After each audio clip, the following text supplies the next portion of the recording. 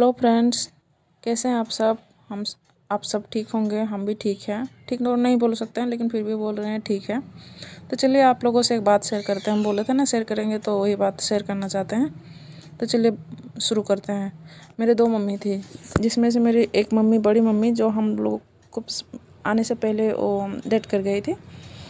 तो मेरी बड़ी मम्मी की 2 बच्चे थे। 2 बच्चों में से एक बच्चे बेटी थी, एक बच्चा बेटा था। उसके बाद मेरी मम्मी से शादी की, वो बच्चे को बड़ा करने के लिए मेरे पापा शादी किए।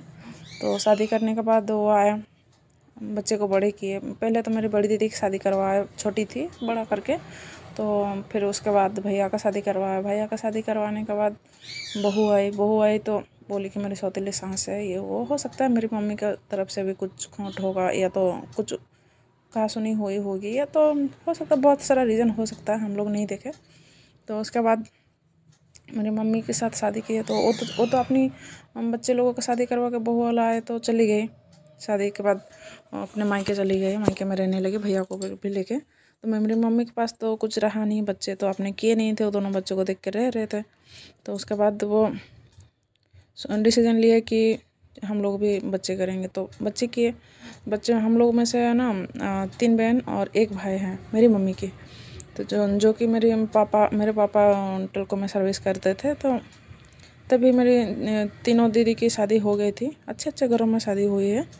तो उसके बाद मेरे पापा का ट्यूमर में डेथ हो गया।